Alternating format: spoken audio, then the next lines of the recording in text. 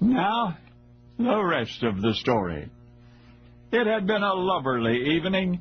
The first-class lounge of the SS Manhattan had been alive with laughter and song. Tomorrow the opulent ocean liner would dock in Bremerhaven, and the festivities would continue because spirits were high, and it was in this effervescent mood, encouraged by an ever-so-slight excess of champagne, that young Eleanor Jarrett returned to her stateroom that night. She was just reaching out for the doorknob, in fact, when she encountered Mrs. Ada Sackett, an acquaintance on the voyage. Mrs. Sackett was aghast. "You look terrible," she told Eleanor. The young woman replied that in all of her life she'd never felt better. "Just the same," began Mrs. Sackett, and she did not finish the sentence. Instead, she put an arm around Eleanor's waist and helped her into the stateroom. The assistance was unwelcome. Eleanor protested accordingly. But after depositing her on the bed, Mrs. Sackett admonished, "Now stay there. I'm calling for a nurse and the ship's doctor." Smiling, Eleanor drifted down into the soft pillow. She had no intention of going anywhere, and a moment later she was blissfully unconscious. It was only upon awakening in the aching fog the following morning that Eleanor learned the rest of the story. Eleanor Home became Eleanor Home Jarrett upon marrying popular singer Art Jarrett in 1933. She was only 19, and yet already she'd led an exciting and glamorous life. At 16, she was invited to become a Ziegfeld Follies girl. Shortly thereafter, she was awarded a $500-a-week motion picture contract with Warner Brothers. She studied drama with Clark Gable's first wife and partied with the Hollywood elite. Her beauty, her charm, her talent opened doors that few young women could even approach. Then, at the height of her own popularity, age 22, she took an ocean cruise. The adventure she anticipated on the other side of the Atlantic ought to have been the greatest, the most successful of her life.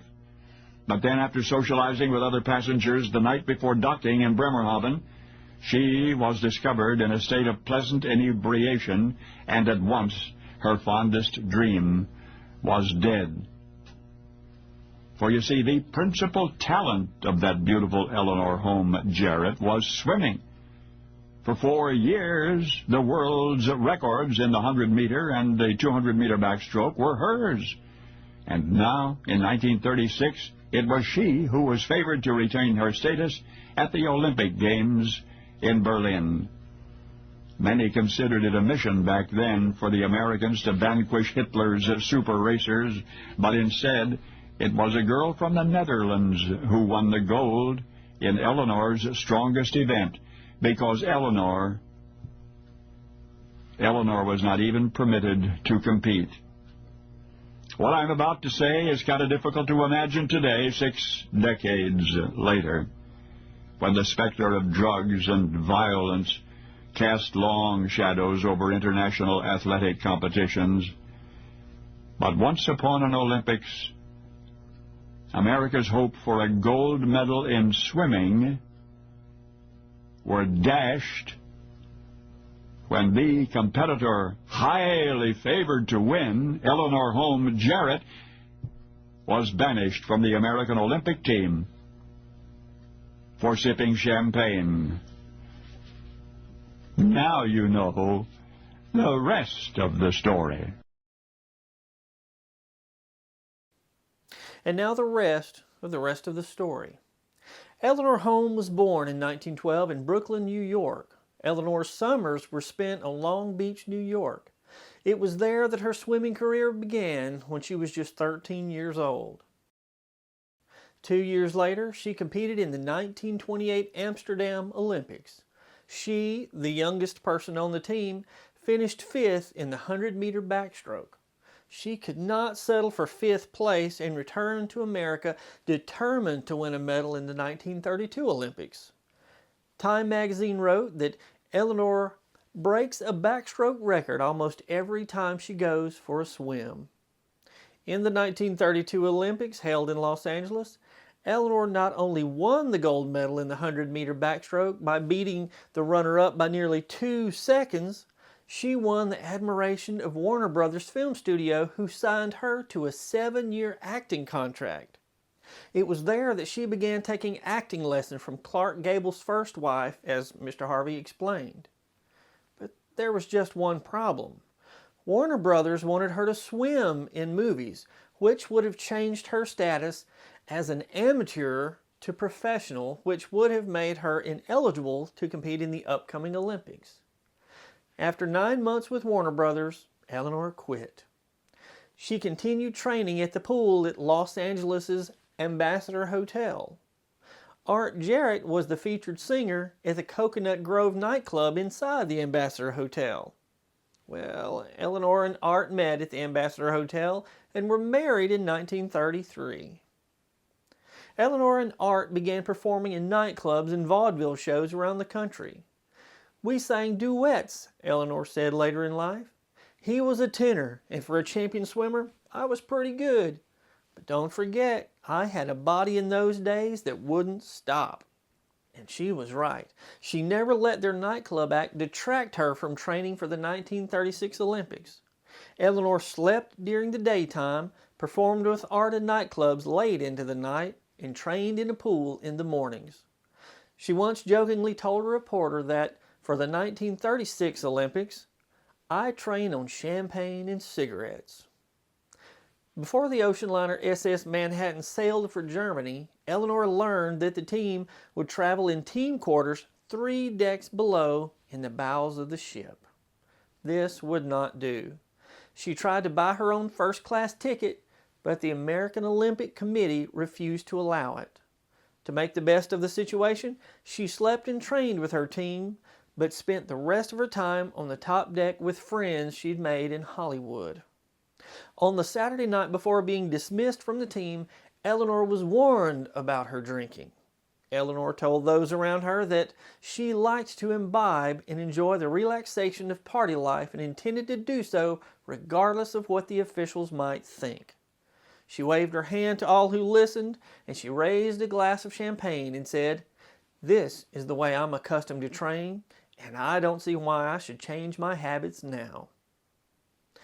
Eleanor said she was enjoying herself when this chaperone came up to me and told me it was time to go to bed. God, it was about 9 o'clock, and who wanted to go down in the basement to sleep anyway? So I said to her, "Oh, is it really bedtime? Did you make the Olympic team, or did I?" I had had a few glasses of champagne. So she went to Brundage and complained that I was setting a bad example for the team, and they got together and told me the next morning that I was fired. I was heartbroken.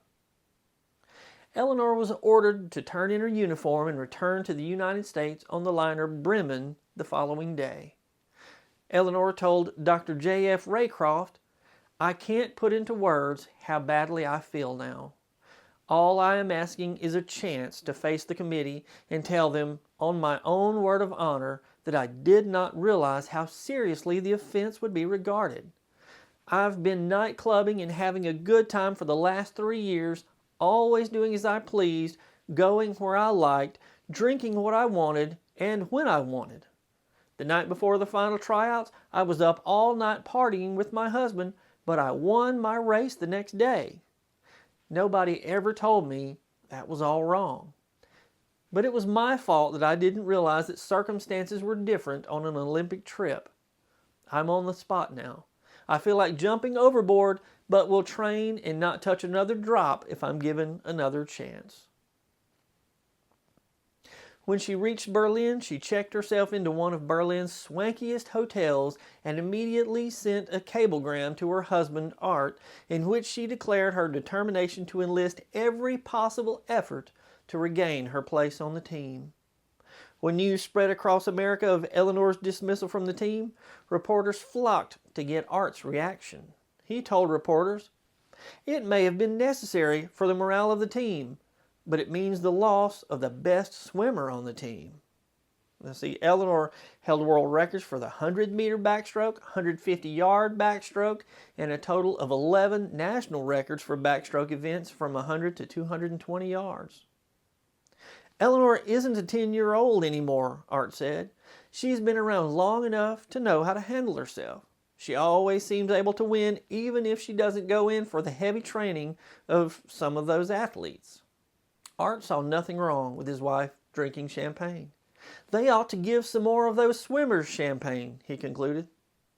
When the committee reached its shipboard decision, which was based on the fact that Eleanor had whiled away hours at cocktail parties with Charles MacArthur, his wife actress Helen Hayes, and other passengers, it was supposed to have been final and irrevocable. However, so many members of the team were dismayed and outspoken critical of the decision that the committee decided to reconsider its verdict.